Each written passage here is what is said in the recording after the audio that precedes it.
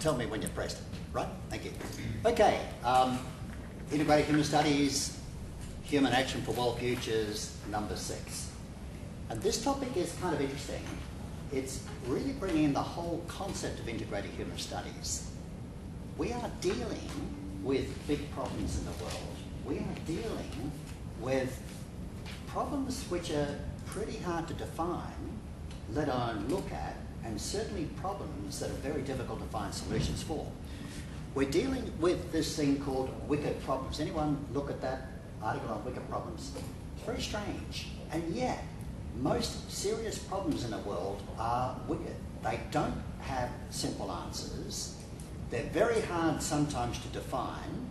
A lot of people will think about that problem and see it from totally different perspectives. It could be both people. I might worry about the economics. I might worry about the politics. I might worry about whether they bring in terrorism. I might worry about, gee, the poor people, we should help them. Everyone coming to it is going to have a different slant. And that's a wicked problem. Because if everyone has a different slant coming into the thing, it's not surprising that there's no simple solution. So, what do? Well, within this course, we're trying to teach you at least some of the skills whereby you really can go deeply into some of these problems, learn how to collaborate, learn how to listen to each other's perspective, and then gradually assemble, if not the answer, possible answers, potential answers, answers which we can all agree are worth pursuing, even if I don't think necessarily they're going to solve it. You with me? Okay, that's all abstract. Let's get to some kind of specific ideas. Well, I think we asked you to think of a wicked problem in Perth. Did anyone come up with anything? Right, that shows how hard to define. Come on, Perth is a lovely place to live in. You could probably say transport problems. Okay, transport, spot on. Now, 40 years ago, I'd say rubbish. I came to Perth from England, and I can tell you that you didn't have a transport problem. Over a period of 40 years, and particularly over the last 10 or 15, suddenly it's a problem. Very suddenly. And I can be fairly sure in predicting that within 5 or 10 years, it's going to be a disastrous problem. Really, really disastrous. We've got to start planning now. Then how do we do it? What is the problem? I don't have a problem. I've got a bicycle and I only live 2 kilometres away. Yeah, that's your problem. You live out in the bush. Yeah, serves you right. I mean, I could treat it from that perspective and say, look, it's not a problem. If you're silly enough to live out there and I'm wise enough to have a bicycle, problem solved. Now, clearly that's not the answer. It gets deeper and deeper and deeper. It could take you on to the idea that one of our biggest problems in terms of traffic is not traffic, it's urban sprawl. So may I get onto the topic I wanted to get onto? And just give you an example of the one we should be thinking, but I'll let on from yours.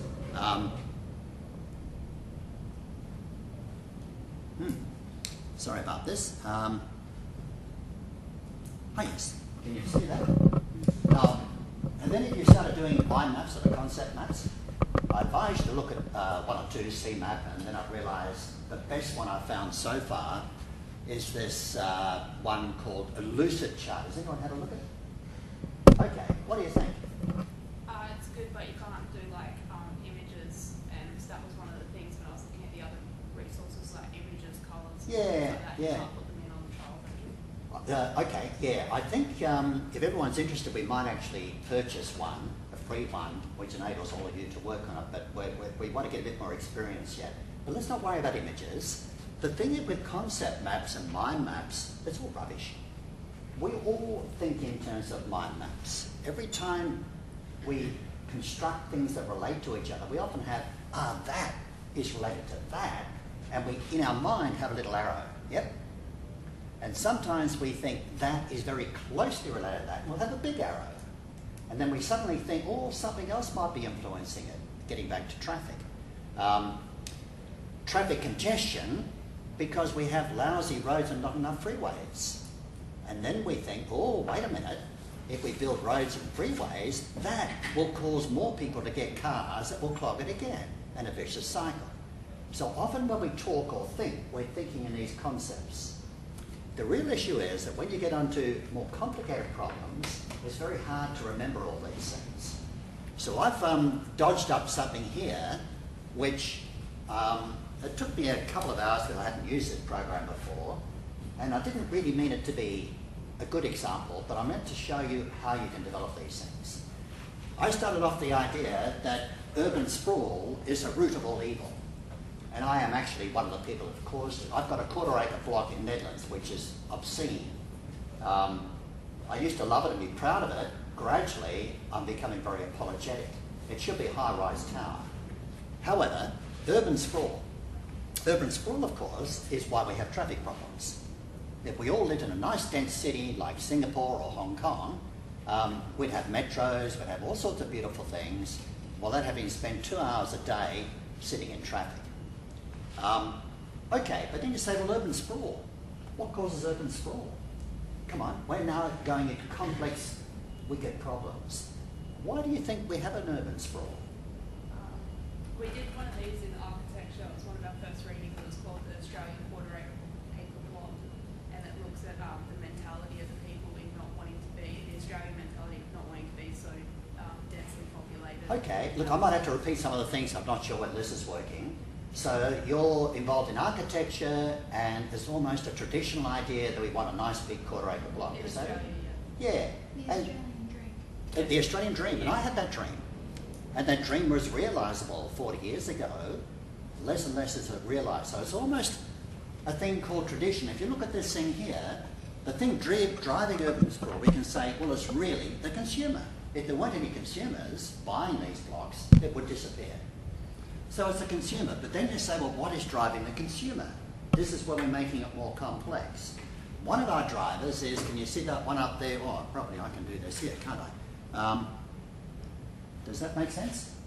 Tradition, culture, dream, belief. Yep, that's one of them. Another one, of course, is, what's happening? Another one, of course, is of the drivers driving that consumer is people marketing the thing. Lots of people out there urging us, the newspapers. The marketers, of course, are driven or bought by the developers who are going to make a lot of money. And they, of course, are driven by the financiers. And collectively, that little group needs to drive the consumer into buying. They also need to stay alive. So what they do, they put a lot of money into supporting, we're not doing too well here, supporting the government. They bribe them, they corrupt them, they give them campaign funds. Now, I don't ask you to believe this, but just think about it. That in turn, of course, drives the government into building roads, schools, all sorts of things, so that these people haven't left a whole heap of people out in suburbia all on their own. But, of course, government spends money to do it. And of course, I, living in a high-rise block in Netherlands, are pretty upset because it's a waste of money. I don't want you to believe any of this. I want you to see how the thing works. And then, of course, you can have a whole lot of things which come on the other side, which are the problems of urban sprawl. And then, of course, you have a whole lot of things you love about the urban sprawl. Big house and garden. Lots of, in my day, we needed a quarter-acre block so we could have an incinerator, so we could burn all the leaves that fell on our quarter-acre block.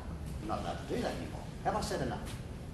Suddenly, the simple thing called urban sprawl starts to take on all sorts of other dimensions, interconnections, and you suddenly see that you can't just stop it like that. You've got to think of much more creative ways that take into consideration all these forces operating on it. And I could have continued with this mind map and gone from urban sprawl to high density living, and what might drive that, and what amongst the urban sprawlers who love urban sprawlers could be seduced over to high density living. You with me? That then becomes a wicked problem. It then becomes the sort of problem that you people in integrated human studies should be able to cope with better than most others who only come at it from another viewpoint. I think I said enough. I wanted you now to go into your groups and choose a wicked problem in Perfect, anything you like, and I'll just hear a little bit more from you, and then start to think about it in those sorts of terms brainstorm it, and as you brainstorm it, you start to build those little bubbles and you start to connect them in logical ways. And one of the beauties of these things is that you can have connectors, you can have big lines, which means it's a very strong connection. You can have a dotted line, which means it may or may not be a connection. If you want to, you can use colours, blue for lovely, orange for nasty, whatever you like. You look at positives and negatives. You can look at connections between connections. You can ask questions about what really is going on in this system. Have I said enough? Now, can I hear from you then, just before we start? Come on, I want some problems in Perth. I know it's lovely and I know you love living here, at least I think you do. Is there anything you're disturbed about or anything you're worried about in the future? Not enough horses? Yeah, we could return to horses. What's your trouble with traffic? If we all had horses, it wouldn't have that problem. The reason they went away from horses, Actually, there's a very good reason we went away from horses. health-wise, or? Well, there was something better, but sorry, a bit anecdotal. When I was in London, I loved going to museums. And there was a museum there on the canal system. And in the late 1800s, or early 1900s, I can't remember, there were about 300,000 tonne of horse shit that had to be transported out. The thing was about to implode in horse shit. Fortunately, and that's a very interesting story because it tells you that cities can clog. In the days of the horse, it couldn't have got any bigger. I'm sorry about your horse-loving people. It could not have got bigger. It would have imploded. Now we have private vehicles. Isn't it fantastic? What's happening? We're about to implode. We're just going back 200 years later. Instead of horse shit, we've got diesel fuel burning carbon dioxide. I don't know. Stretching the imagination. Come on, I want a problem. And you can do whatever you like. Who are the two groups we're talking to here? All right, you got anything, or do you want to do the traffic one? Well, other than that, Food pricing. Sorry? Food prices. Food pricing? you could even say Price of everything. Spread of agricultural land. Agricultural land? The future of agriculture in Perth? Because it's just spreading out too far at this point. Yep. you could just say like Perth's slowing economy. Perth's slowing economy. Yeah, because that's got quite a bit you can move around into. I mean, like, I don't really know what advantage there'll be. Eventually, it might make things cheaper, but Okay, can I just repeat just in case, I don't know what this is recording. Perth's slowing economy. Perth has been built over the last 20 years assuming we're a boom, absolute boom. And so the way we've built Perth is very expensively, affluently, depending on, if suddenly that money goes away, could living in Perth become very difficult indeed because we won't have that support structure? I don't know. Yep, be a good one. Okay, I'll stop. Thank you very much for that. Get into your groups, start on an idea, and it doesn't matter what it is, and just throw the ideas around. And then, over the next week or so, we expect you as a forum discussion group to put up some sort of diagram a bit like that, trying to explain the problem. Okay? Can we use a whiteboard? Yes, you can use a whiteboard, a piece of paper. I'm not sure there's any pens here, though. For a whiteboard, so you're welcome to use it. Yeah, no, we don't. I tried it. It was.